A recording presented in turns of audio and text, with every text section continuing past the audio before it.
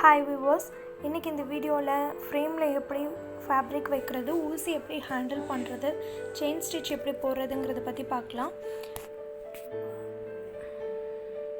இது வந்து 16 inch frame. இது சின்னதாக ஒன்று இருக்கும், பெருசாக ஒன்று இருக்கும். பெருசுக்குள்ளே சின்னதை வச்சு நம்ம ஃபிட் பண்ணணும்.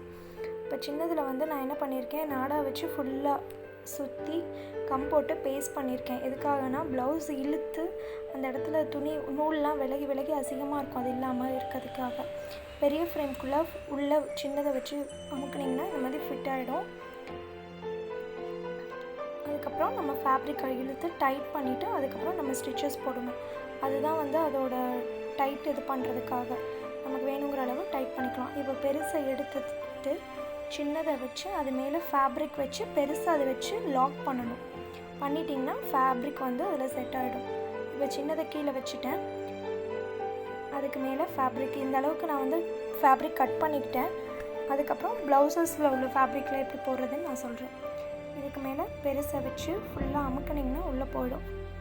பொறுமையாக சுற்றி அமுக்குங்க, ரொம்ப வேகமாலாம் ஹேண்டில் பண்ணாதீங்க ஃப்ரேமை.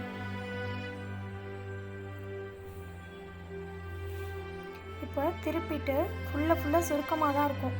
நீங்கள் வந்து அங்கங்கே பிடிச்சி இழுத்திங்கன்னா நூல் அந்த ஃப்ரேம்லேருந்து ஃபேப்ரிக் பிச்சுட்டு வந்துடும். அந்த மாதிரிலாம் பண்ணாதீங்க.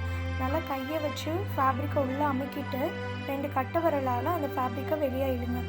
இழுத்திங்கன்னா கொஞ்சம் கொஞ்சமாக பொறுமையாக சுற்றி கொஞ்சம் கொஞ்சமாக செய்யுங்க. உள்ளே அமுக்கிட்டு ஃபேப்ரிக்கை வெளியே இழுக்கணும். லைட்டாக மெதுவாக கொஞ்சம் கொஞ்சமாக தான் எடுக்கணும். நான் இது வரைக்கும் ஃப்ரேமை வந்து டைட் பண்ணவே இல்லை, டைட் பண்ணாமல் லூஸில் தான் இருக்குது. ஃபேப்ரிக்கை மட்டும் நான் இழுத்து டைட் பண்ணிகிட்ருக்கேன். கொஞ்சம் கொஞ்சமாக உள்ளே அமுக்கி வெளியே இழுக்கணும். இப்படி இழுத்திங்கன்னா கொஞ்சமாக தான் ஃபேப்ரிக் வந்து இழுப்படும், ரொம்பலாம் இழுப்படாது. ஃபுல்லாக சுற்றி எடுக்கணும் இதே மாதிரி. இப்போ முன்னாடி பாருங்கள், ஒரு பிசுறு கூட இல்லை, க்ளீனாக ஆயிடுச்சு. தட்டி பார்த்திங்கன்னா நல்லா சவுண்டு கேட்கணும். அந்த அளவு டைட்டாக ஃபேப்ரிக்கை நீங்கள் இழுத்துக்கோங்க. அடுத்து இப்படி விரல் வச்சு இழுத்து பார்த்தீங்கன்னா ஒரு வேவ் வந்து வராமல் இருக்கணும், வேவ்ஸே வரக்கூடாது. தட்டி பார்த்தீங்கன்னா டப் டப்னு சவுண்டு கேட்கும். அப்போ தான் ஃபேப்ரிக் வந்து கரெக்டாக இருக்குன்னு அர்த்தம். அதுக்கப்புறமா தான் நம்ம டைட் பண்ணணும். இல்லை அந்த மாதிரி நல்லா க்ரிப்பாக இல்லை அப்படின்னா நீங்கள் திரும்பியும் சுற்றி ஒரு தடவை இழுத்து விட்டுருங்க. இழுத்து விட்டுட்டு நல்லா லாக் பண்ணிடுங்க டைட்டாக.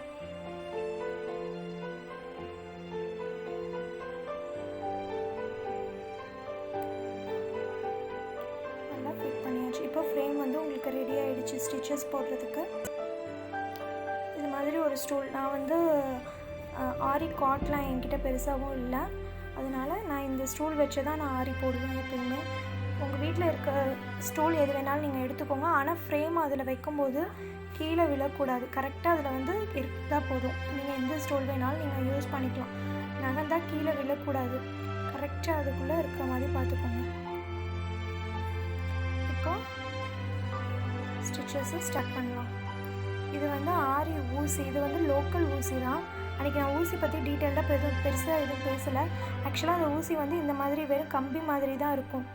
வழுக்கிட்டு போகுங்கிறதுக்காக நான் என்ன பண்ணியிருக்கேன், நூலை வந்து நெருக்கமாக முறுக்கி சுற்றி அதில் கம் போட்டு பேஸ்ட் பண்ணியிருக்கேன் க்ரிப்னஸ்க்காக. இது வந்து லோக்கல் 10 ருபீஸ் ஊசி தான் இது. நான் இதிலையே கற்றுக்கிட்டதுனால எனக்கு இது தான் ரொம்ப ஈஸியாக இருக்குது. இப்போ ஸ்டிச்சஸ் பார்க்கலாம். எப்பயுமே ஊசி என்ன பண்ணணும்னா, முகனா இருக்குது பாருங்கள், முன்னாடி ஒரு எட்ஜு, அது வந்து நம்ம எந்த சைடு ஸ்டிச்சஸ் ஆரம்பிக்க போகிறோமோ அந்த சைடு தான் உங்களுக்கு இருக்கணும். இப்போ ஸ்டிச்சஸ் வந்து நேராக இருக்கணும்னா ஊசி வந்து அதுக்கு நேராக தான் இருக்கணும், நம்மளை பார்த்து தான் இருக்கணும் ஊசி.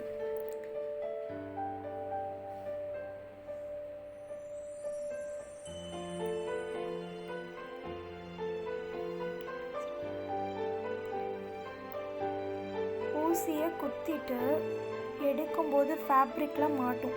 அப்போ மட்டும் நீங்கள் ரொட்டேட் பண்ணிங்கன்னா ஊசி வெளியே வந்துடும். ஊசி எப்படி யூஸ் பண்ணுறதுன்னு கற்றுக்கிட்டிங்கனாலே நீங்கள் ஆரி நல்லா போட ஆரம்பிச்சிடலாம்.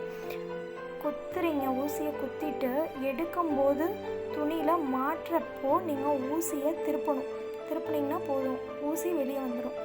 இது வந்து ஜரியில் ஃபஸ்ட்டு செயின் ஸ்டிச் எப்படி இருக்குதுன்னு போடுறதுன்னு கற்றுத்தரேன். ஃபஸ்ட்டு பேனால் ஒரு லைன் வரைஞ்சாச்சு.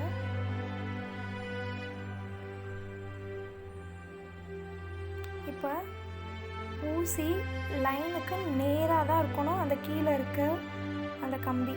இப்போ குத்தி ஃபஸ்ட்டு கீழே ஒரு ரவுண்டில் ஜரியை மாட்டிக்கணும். மாட்டினோடனே நூல் மேலே வந்துடும். வந்ததுக்கப்புறமா என்ன பண்ணுறேன், பேக் சைடு ஒரு குத்தி கீழே இருக்க ஜரியை ஒரு ரவுண்டு சுற்றுனீங்கன்னா இந்த கொக்கிக்குள்ளே மாட்டிக்கும். மாட்டினதை மெதுவாக வெளியே எடுக்கணும். குத்துறீங்க, ஊசியை கீழே நூலை ஜரியை சுற்றிட்டு மேலே எடுக்கும்போது இந்த துணியில் மாட்டும்போது ஊசியை ஆன்டி கிளாக் வைஸ் திருப்பணும். எந்த சைடு நூலை சுற்றுறீங்களோ அதே சைடு நீங்கள் ஊசியவும் சுற்றணும். ஹாஃப் தான் சுற்றணும். உள்ள நூல் வந்த உடனே நீங்கள் பேக் சைடு திருப்பிடணும். குத்துறீங்க, கீழே சுற்றுறீங்க, ஊசி மேலே வரும்போது உங்களுக்கு ஃபேப்ரிக்கில் ஊசி மாட்டும். அப்போ மட்டும் டர்ன் பண்ணிங்கன்னா ஊசியிலேருந்து அந்த நூல் வெளியே வந்துடும்.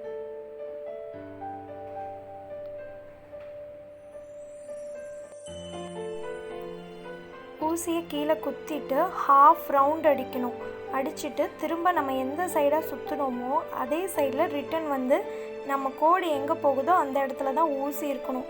எப்பயுமே நம்ம ஒரு லைன் வரைஞ்சி அதில் ஸ்டிச் பண்ணும்பொழுது அந்த லைன் எங்கெல்லாம் போகுதோ அதே மாதிரி தான் ஊசியோட அந்த கீழே இருக்க கொக்கி மாதிரி இருக்கிறது அந்த ஊசியை பார்த்தே தான் போகணும். அது மட்டும் நீங்கள் கற்றுக்கோங்க. ஊசியை நீங்கள் ஆங்கிள் மாற்றினீங்கன்னா கண்டிப்பாக ஒன்று ஜரி அறுந்து போயிடும். அப்படி இல்லைன்னா உங்களோட ஃபேப்ரிக் கிழிஞ்சிடும். இப்போ நாட்டு பெருசாக ஒன்று இழுத்துக்கோங்க. அது உள்ள சின்னதாக ஒன்று இழுக்கணும். இழுத்துட்டு ஒரு ரவுண்ட் அடிச்சுட்டு அதில் அந்த கொக்கியில் இந்த குட்டியாக இருக்கிறத மாட்டி இழுத்திங்கன்னா அப்படியே நாட்டு விழுந்து.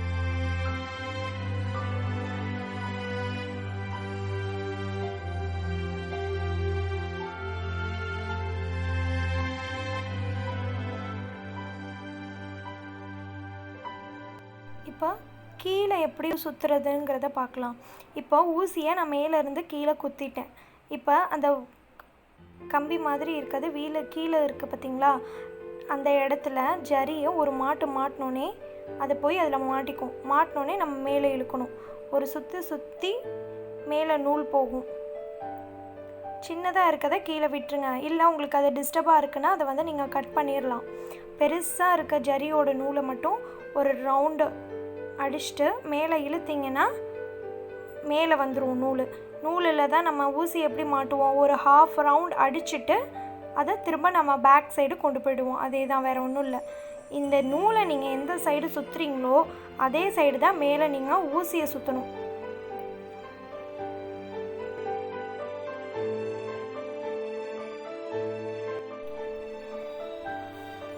இப்போது சில்க் த்ரெட்டில் எப்படி போடுறதுன்னு பார்க்கலாம். சில்க் த்ரெட்லேயும் சேம் செயின் ஸ்டிச்சு எப்படி போடுறதுன்னு பார்க்கலாம். அதில் ஜரியை நம்ம ஒன்றா தான் எடுத்துக்குவோம். ஒரே ஒரு ஜரி நூல் தான் இருக்கும். ஆனால் சில்க் த்ரெட்டில் ஒன்றில் போட முடியாது. அதனால் 2 எடுத்துக்கணும். ஏன்னா ஒன்றில் போட்டிங்கன்னா ரொம்ப மெலிசாக இருக்கும், சீக்கிரம் அறுந்துடும். இப்போது அதே மாதிரி பேக் சைடு ஒன்று போட்டு இழுக்கிறேன். இப்படி எதுக்கு இழுக்கிறோன்னா அந்த இடத்துல நாட் விழுந்துடும். ஃப்ரண்ட்டு நாட், அதுதான் ஃப்ரண்ட்டு நாட். நீங்கள் பேக் சைடு ஒன்று போயிட்டு அதே ஆங்கிளில் திருப்பி நீங்கள் ஃப்ரண்ட்டில் கொண்டு வந்துட்டிங்கன்னா ஃப்ரண்ட்டு நாட்டு விழுந்துடும். இந்த பாருங்கள், குத்திட்டேன். அந்த பாருங்கள் என் விரல் போயிட்டு வருது பாருங்கள், சுற்றுறது எந்த கிளாக் வைஸ்னு. இப்போ குத்திட்டு ஒரு ரவுண்ட் அடிக்கிறேன். அடித்த சைடே தான் நான் ஊசியவும் டர்ன் பண்ணுறேன். ஒரு ரவுண்ட் அடிச்சுட்டு எந்த சைடு நான் ரவுண்ட் அடிக்கிறேனோ அதே சைடு தான் ஊசியவும் டர்ன் பண்ணி நூல் உள்ளே வந்ததுக்கப்புறம் திரும்ப அதே சைடு நான் எந்த சைடு போனனோ அதே சைடு நான் ரிட்டன் வந்துட்டேன். இதை மட்டும் நீங்கள் செயின் ஸ்டிச்சில் கவனமாக போட்டிங்கன்னா செயின் ஸ்டிச்சு ரொம்ப ஈஸியாகவே வந்துடும். குத்துறேன். எடுத்ததுக்கப்புறம் நூலில் ஒரு ரவுண்ட் அடிச்சுட்டு எந்த சைடு நூலை ரவுண்ட் அடிச்சனோ அதே சைடு ஊசியை திருப்பி நூல் உள்ளே வந்ததுக்கப்புறமா நம்ம போன சைடே ஊசியை திருப்பி கொண்டு வந்துடுறோம். நாட்டுக்கு பெருசாக ஒரு நூல் இழுத்துட்டு அது பக்கத்தில் உள்ளேயே விட்டு ஒரு சின்ன நூல் இழுக்கிறோம். இழுத்ததை பெருசாக்கிட்டு பெருசாக இருந்தது சின்னதாகிடும். அதை கொக்கியில் 2 சுற்றிட்டு கொக்கியில் மாட்டி எடுத்திங்கன்னா நாட் விழுந்துடும்.